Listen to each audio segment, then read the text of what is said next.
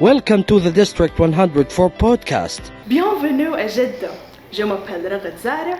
J'ai 24 ans. And that's the only French that I know. Very good. Great. How's the pronunciation? Did it work? Wonderful. Thank you so much. I try my best. All right. So welcome to the podcast. Welcome to the District 104 podcast under the leadership of distinguished Toastmaster Abdelhadi Al-Hawsawi with the theme of this year, the runners and the dreamers. Thank you for being here with us today. It's a pleasure. All right, so just allow me to introduce myself. I'm Ragad Zara, and I'm a member of Arfat University Toastmasters Club. Shout out to that club. I've been involved, since I was a student actually in the university in 2019, and continuing up till today. I believe that counts probably 5-6 years. I probably deserve a bachelor's in Toastmasters. And yeah, it's been a very lovely journey. I want to ask, how's everything been with you? Was your flight good? What's your impression so far here in Jeddah? Is anything, let's say, different that you noticed while coming here? Thank you very much. So I want to come back to my personal introduction. I am Aminata Keita, Distinguished Toastmaster, and I'm a past district director, and now I'm a region advisor covering Middle East and Africa, 4 districts, Saudi Arabia, Pakistan, and many countries of East Africa. So since I'm here, I must say I feel happy, I feel fulfilled, I feel blessed. Everyone is so nice. The district leaders are really welcoming, and all the members are well. So I'm enjoying. All right, I'm glad that they're doing their job properly, actually. They're giving you a great welcome and everything. Are you dealing, let's say, so far with any cultural differences? I mean, as you just mentioned, you're supporting District 79 and 104 in KSA, I believe District 114 in East Africa, and District 122 in Pakistan. So dealing with all these different cultures, different peoples, coming from different walks of life, is it difficult to deal with these cultural differences? How's the experience been for you? I think it's very exciting, actually, because cultural differences is part of Toastmasters, 148 countries. So you deal with leaders coming from everywhere. That's one of the things you learn being a Toastmasters. I'm a Toastmaster since 15 years now, and I've been a district leader, I've been district director, I've been going to media trainings, connecting with leaders coming from everywhere. But the biggest challenge that it's easy to adapt to is how people want you to approach them. In some places, women cannot greet men with the hands, so you don't know how it's going to happen. So for that, my trick is just, wait until somebody does this, and then you greet the person. So that's what I do. But other than that, I really enjoy learning from others. That's very nice. I mean, as you mentioned, in the end, it's the key with communication. I mean, that's why we're here in Toastmasters, yes, to improve our communication and try to better understand each other. And, speaking of that, tell me what inspired you to join Toastmasters? How was your journey? How did Toastmasters shape your life throughout this journey? And, of course, learning through this experience, I would say. Ever since you started, of course, I can say in 2010 in Cote d'Ivoire. I mean, that's very, very awesome. Tell us about that. Yeah. When I first came to Toastmasters, it was to improve my public speaking. So I just joined the club, and I was so happy to see people that are ready to support and welcome me. But I was not thinking about everything that the leadership behind, the leadership part, you don't see it at first when you come. But when you start getting more engaged, you will see that actually what you are looking for in Toastmasters is more than communication. It's the leadership that is going to shape your life. It has given me promotion. It has given me new family. I've got new friends around the world, way more than communication. So. Nice. And did you always envision yourself, let's say, to reach to this position as a Region 11 advisor? No one starts in Toastmasters and just looks at the last step. So was that always your vision, or let's say, what got you here today, I would say? That's a good question. Actually, I never thought I didn't even know what Region Advisor was, When I joined, I think that role did not exist at first. That role started in 2017. But when I joined, I was not even thinking of being a club officer. Just wanted to improve my communication. And, by doing so, I saw that I could improve something in the public relation. And I said, why not, try to become public relation officer? And then I saw that I could help with the VP education position. And I say, okay, I've got idea, but for me to be able to implement them, I need to be at the position. So, I decided to become VPE and so on. Okay, so as you mentioned, so it's basically a step-by-step Yep. journey, taking it one step at a time.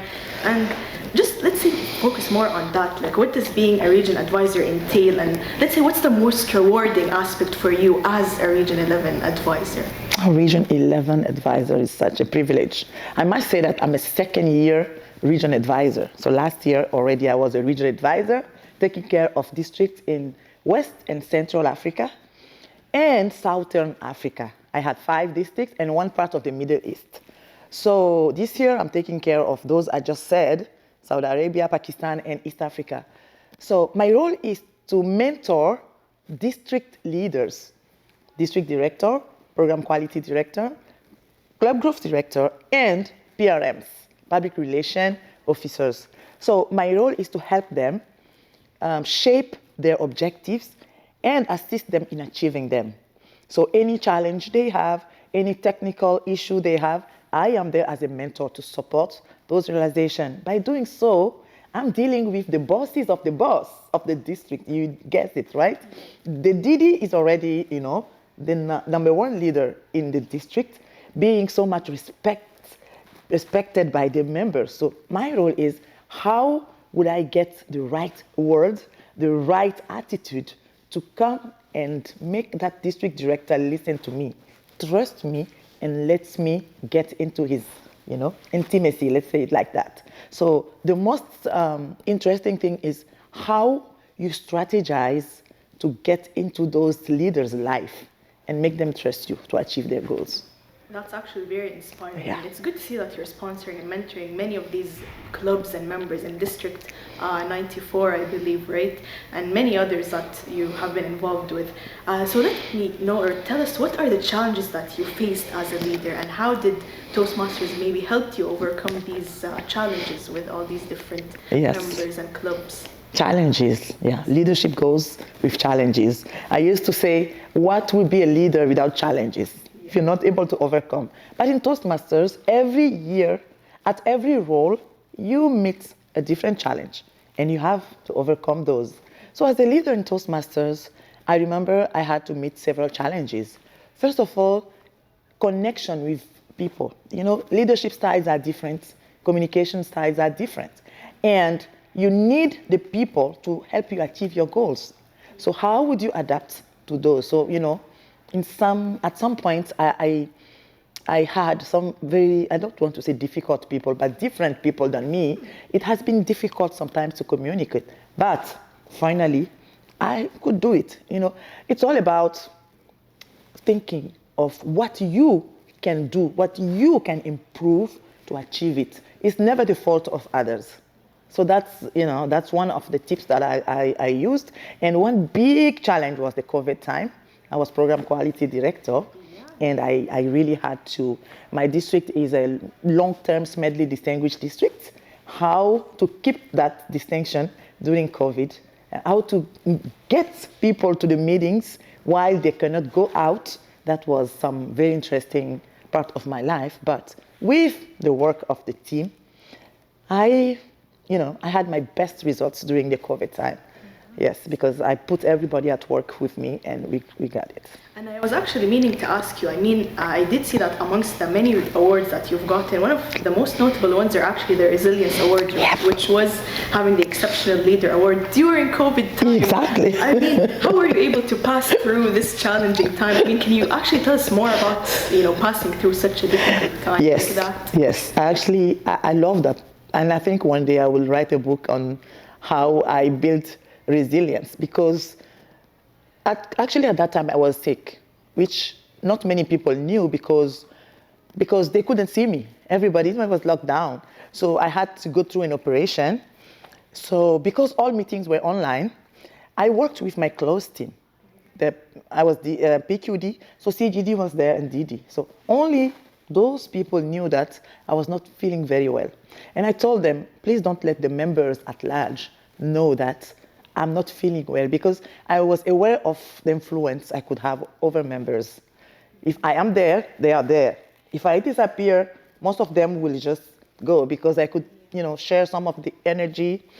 And what happens, Toastmasters was, giving us the choice to do things or not do. For example, the speech contest. They said, because it's COVID, you have the choice to do the district contest or not to do it. I tell my Didi said, let's not do it because we cannot do a contest online. You have never done it.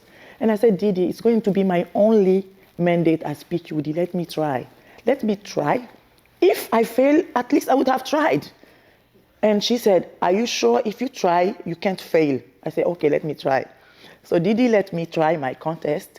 And I had 80 people on my team to lead that first online contest across the district. 4 contests. I had 4 different teams because I said, it's Zoom. If you take only one chair for the entire time, what if the internet connection is not good? So I said, for 4 contests, 4 judging team, 4 contest chair, 4 everything. So we had 80 people on that. And for the first time, we had somebody win the contest and go to the region level and go to the Toastmasters level. So it was the greatest success I could even see. I'm very passionate when I talk about it because, well, I tried and I succeeded. Yeah, that's actually very nice. And I mean, again, with the hardship, I feel like comes reward, and definitely we see that reward did come throughout these hardships or difficult times. And I would say, is there, let's say, a memorable moment or a memorable success story that you can share from your Toastmasters journey, whether it was an experience or someone that you mentored, someone you'd like to, let's say, give amends to or share their success story, I would say? Yeah, so, the story of the contest is already in itself a success story, but outside of me, I had a colleague, and we were working in the same office. She used to train the young people.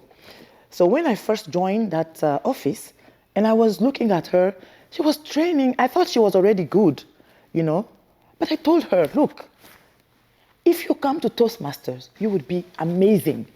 And for her, she was already so proud of herself. She said, no, I'm fine. I said, please come to Toastmasters. Me, I was, admiring her because I wanted to know how to train, but I was a new Toastmasters. I couldn't do it. So I told her, come. And after 4 years, she joined. But you know how? Because I started step by step. And in the process, I got promotion. And every communication activities in my office, my boss would tell me to do it. I would be master of ceremony. Everything I learned as a Toastmaster of the day, I would take it to my office. Anything I learned as VP PRM, I would take it to my office. So finally, before my boss speaks, I would tell the boss, please wait, boss. Let me introduce you first. And when I introduce, you know how we introduce people in Toastmasters. So when I introduce the boss, you say, wow. So I got promotion. Now I became master of ceremony for our conferences in front of 100 people, 500. When I did it in front of 3,000 people in South Africa in English, because we are French speaking, that colleague, she was there. She saw how I was stressed, right? And how I overcome everything and how I was shining during that presentation. She said, I'm joining Toastmasters. So that's really a success story. And today, she's become a DTM. She's become area director. I'm now pushing her to become division director. Nice. So it's just... it's definitely something, when they see, let's say people, see success in action or see that there is some actionable success from Toastmasters, it does actually inspire people and, it does make them see the value of Toastmasters and how it can help them in their lives as well. So let's, if there were a group of, let's say, people starting out in Toastmasters, what would you tell them, or what are the tips that we could share with them, to start in Toastmasters? Let's give them, let's say, one valuable advice, Okay. for them. Especially, many of them would be afraid of public speaking, That's right? right. I mean, it's not an easy skill, let's say, to contain. So what's one thing or one advice that we'd give them to try and conquer that fear, I would say? Yeah, that first time and that fear of public speaking is everywhere. But I would tell these new people, if you want to join Toastmasters and you are afraid of public speaking, one thing you can do is just trust your audience, especially in Toastmasters. The audience in Toastmasters is just nice, yes, and generous. So trust the audience. It's all about making yourself understood by this audience. And they know you are not perfect. They are there to support you. So and in the audience is building the roots for you, actually. So the more you are comfortable in front of your audience, the more you become a great communicator. Just come to the club, prepare your project, your speeches, and then trust the generosity of your audience. Do what you can, and step by step, you'll get there. Don't think about expertise. Don't think about, being the extra speaker that you're dreaming of. Just speak for that one day and make sure the audience understands what you say. That's all. Yeah, definitely. And I feel like many of the people that join Toastmasters, they start out as public speaking, but then they evolve into other things. I mean, taking you as an example, you definitely evolved to become, let's say, a leader with, taking leadership positions and helping you take different roles, again, to develop these skills and things that, would come along with the journey of Toastmasters. So I want to ask, in your opinion, what makes a good leader? Or, what are three, I would say, leadership lessons that you've learned throughout this journey and all the different roles that you've taken ever since you started out until the leadership position you are in right now? Okay. Good that you are limiting it to three. Yes. Very important. So, throughout my journey, I learned that first, leadership is all about serving others. When you come to Toastmasters, you have so many opportunities to serve. Becoming officer, becoming a volunteer, helping in committees. Just serve, because you will get back what you give. If you give little, you will get little. If you give yourself, you give a lot, you will get back. So being a leader is first all about serving others. Now, another important thing is communication. That's why we talk about public speaking in Toastmasters. Because I believe Toastmasters is actually about leadership, but communication is the mean through which we get to leadership. So communication is important. Clear communication is important. And to get to clear communication, you have to listen more than you speak. Definitely. Listen more than you speak. So that's the second tip. If you listen to people, you will know what they need. If you know what they need, you will serve them. That's the logic behind it. And finally, you have to be resilient. You have to be persistent, because things just don't happen like this. You have to keep doing it. You have to, trust the process. And to become a good leader, challenges are going to be there. But be ready to continue, even when it gets tough. Yes. That's the third Definitely. lesson. There's this saying that says, if you want to make people happy, don't become a leader. Sell ice cream. That's all. Again, as a leader, you cannot make everyone happy. Sometimes you need to be strict. Sometimes you need to get things done, or let's say get them straight. And speaking of that, let's say, how do you envision Toastmasters, or how would it evolve in the next 10 years, I would say, the next decade? What are things, let's say, we can try to improve, or let's say things to help us go beyond than just communication and leadership, especially in, let's say, regions like ours? Yeah. What's the vision for that, I would say? Yeah, very, very, very, very good question too. As I'm here, I see a very bright future for Toastmasters, because, first of all, I see a younger generation. Those who started the movement, those who created, are now retiring. But they have left a legacy. One good thing is innovation. Young people do innovate. So I see a bright future with people of this quality that I see here, with knowledge in technology and then intelligence, artificial intelligence, growing these days. So I see, a very useful, impactful organization with a bright and dynamic young generation.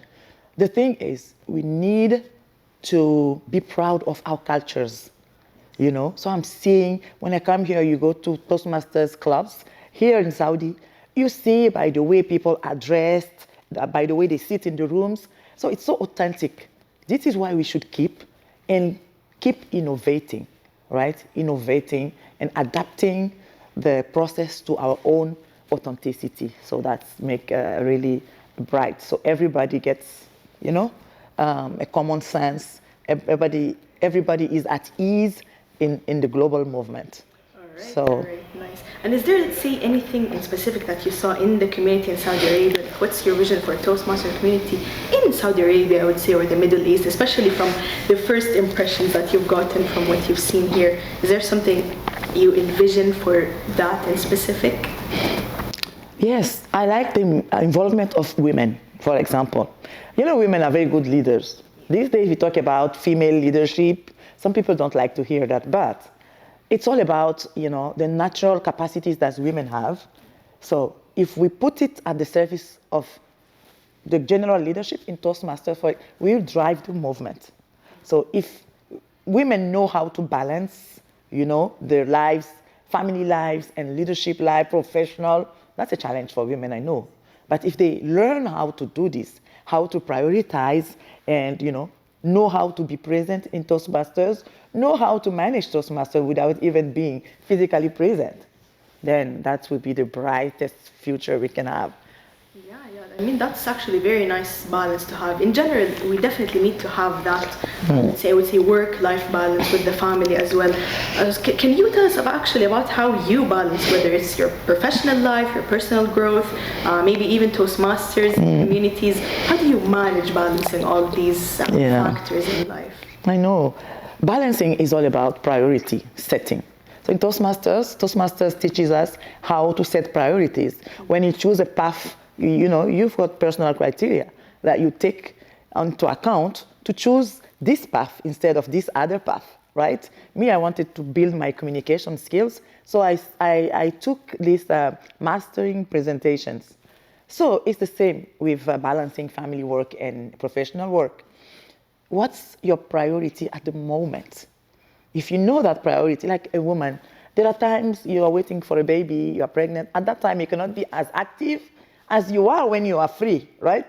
So it's easy to balance, but one important thing is the support of your family. Family is very important for me. It's important that at home, they support what you're doing. If they support what you're doing, sometimes when you've got a meeting outside your country or in your country, it's very late, somebody that supports you, be it a husband or a son, or they will go with you, or they find a way for you to do it. So setting priorities is very important. If at this time family is important, because you have to make choices, choose the family, but don't let Toastmaster down. You will tell Toastmaster people, I will not be very present because I had this thing. At some times, Toastmaster is important because you need it for your career. So you have to be balancing. There is no one rule. Don't sacrifice any for the other thing. Because for me, Toastmasters is my personal growth tool. We have to keep learning something. These days, we don't read a lot. So coming to a Toastmaster meeting, you learn from others, they learn from you. Also, you build your connections. It's important. But family is important, work is important. So use your priorities to sustain your choices. Definitely. That's actually one of the factors or the reasons we sometimes lose members in Toastmasters. Whether, they're resetting their priorities or they're choosing to do something else. So let's say, okay, people now are making their priorities, they choose their families. What can clubs do if, let's say, many members had this, let's say, same issue? Many of the members, let's say someone went for studies, someone, let's say, went and had a baby. I mean, people in the end do continue their lives. So how can a club, let's say, continue to be sustainable and be able to manage these, life occurrences that are quite normal to happen?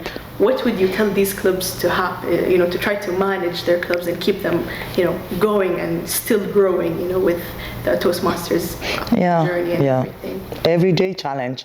Toastmasters itself know that life happens. People even die. What can you do about it? Nothing. So only one solution: keep recruiting, always renewing. That's why Toastmasters set these objectives. Smedley objectives: recruit 5 new members, recruit this. If you want to get distinguished, you have to recruit this number of members. Every year, you have to do it because life happens. You can go for studies. You can just decide to stop because you're tired, right?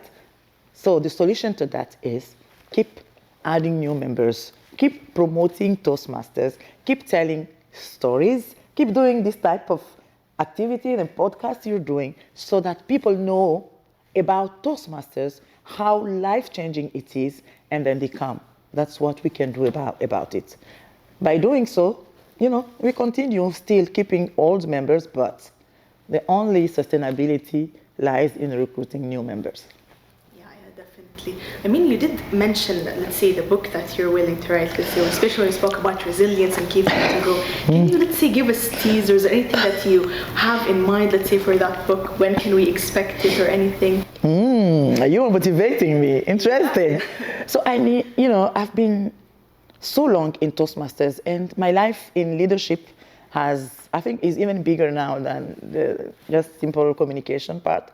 So I have been interacting with so many leaders, and during my leadership journey, I've noticed that in the interaction process, you have this alchemy, the result I can make working with you may be different from my results with somebody else.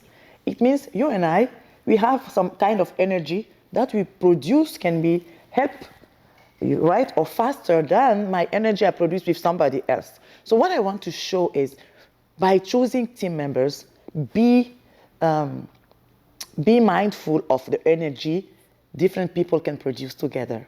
That's very, very important. Sometimes people get challenged, they are mad at one. It's because the energy don't match. If you notice that the energy doesn't match, you cannot do nothing about it. If there is no compatibility, there is nothing you can do about it. Leadership styles, communication styles, pathways level 2 teaches us that. So you have to know yourself, know the other person you want to work with, and see how you can adapt your style to their style. If you want to remain your natural style and they have their natural style, if it's not working, it's not matching, you will be in trouble.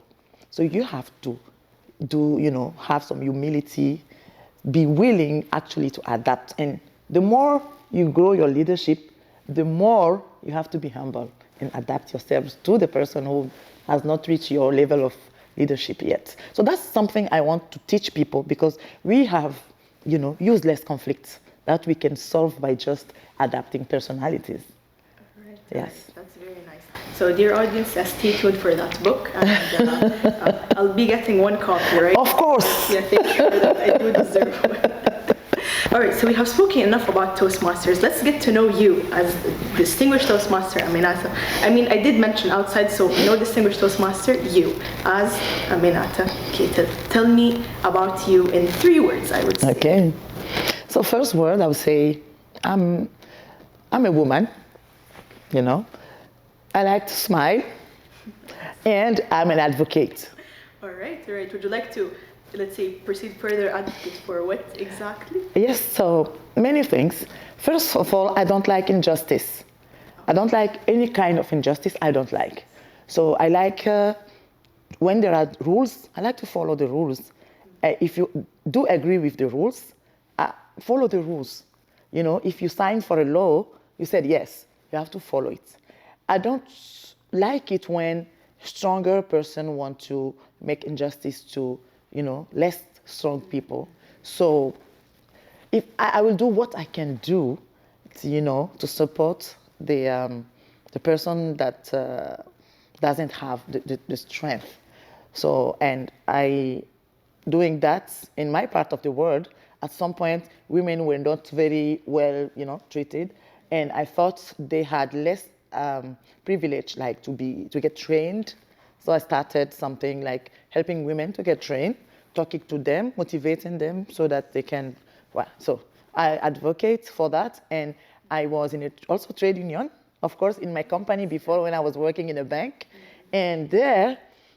Because communication was a bit easy for me, and I was not afraid of being laid off, because that's the thing when you work somewhere. Yeah, some people keep quiet because they're afraid of being laid off.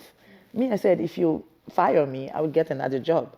So I was, able to speak on behalf of my colleagues to the management and see how we can improve our working situations. So I also did some advocacy there. Yes, and I enjoy that. I think that's natural. Yeah, I enjoy that. And now being a woman, I say I like being a woman, without any other consideration. Just being a woman, being authentic. I think that women have some privilege, natural privilege, that can help them strive. This generosity, being able to smile, to be nice, to give food to people, etc. Being a woman is just, for me, it's a privilege. I would not trade that for anything in the world. So, and then what did I say? The smiling part. Smiling is a way to connection. If you smile, people want to come to you. If you don't smile, many of them will be afraid. They don't know what you're thinking. Can we come to her? Can we greet? No. So for me, even if you don't speak a language, just smile. Today in the room, I was smiling and clapping for some Arabic words I don't understand. So my neighbor said, "Do you understand what they're saying?" I said, "No, I don't understand, but I feel like it's something cool." So I clap, you see? So that's all. It's easy to connect when you smile. Yeah, definitely. I mean, in the end, it's all about communication in the end. Sometimes you can tell from the body language whether it's a positive or something exciting or something that's sad. And yeah, it's all about communication in the end. So you see, for today, actually, I'm going to give you a gift, okay? I'll grant you a gift. This gift is consistent of 3 wishes. Okay. So I'll give you 3 wishes, and you use them as you wish to try and change the world. Okay. How would you use these 3 wishes? To change the world? Yes. These are 3 tricky wishes, tricky gifts. So, does that mean I should make 3 wishes? Yes. Okay. I wish, first of all, everybody could understand one another. Language is important. So it brings peace when we understand one another. So I would create an universal language for everybody. Okay? So another thing is make life cheap for everyone. Some people don't join Toastmasters because they cannot pay the dues. I know Toastmasters is not expensive, but everybody deserves to learn how to have this clear communication, connection with the entire world. So make life cheap, remove every paid features in the world so that people can just move, everybody can go to conventions and meet. And the last wish would be just that, give the opportunity for everyone to have a dream. If you have a dream, that will be fulfilling. That will be a direction to your life. Whether you are rich or poor, having a dream, close your eyes, think about it, you feel like you can change the world in 1 second. So that's how we do. Nice. These are actually very, very great uses. You mentioned quite fairly, actually. That's really nice. Yeah. So anyways, let's say by saying, we do try to practice communication. Again, one of the wishes you said that everyone could understand you in the same language and everyone having this similar understanding. So get this situation. The whole earth is listening right now. Everyone is listening. Everyone's ears are listening to you. What's one sentence you would say and make sure that everyone hears this? Everyone understands you, everyone's listening. What would you tell them? What I would tell the world is, you have a lot of value in you. Trust yourself and take the road of your dream. Try your best. And I'm sure you will get there. Join Toastmasters today, and that will become a reality. Nice. That's actually very, very great. And imagine the whole world now joining Toastmasters and giving us, increased numbers of members and everything. I'm sure they would really love that. And again, in the end, we're all here to inspire and be inspired. Thank you so much for inspiring us here today. You've done a very, very great job, and we really enjoyed your visit here today. I hope you continue to enjoy your visit here and continue to prosper with your successes. I cannot wait for your book again. And of course, it's been a pleasure to talk to you here today, and hope to see you at some other time as well. Thank you so much. It was a pleasure. Thank you. And again, thank you so much to the audience. Goodbye.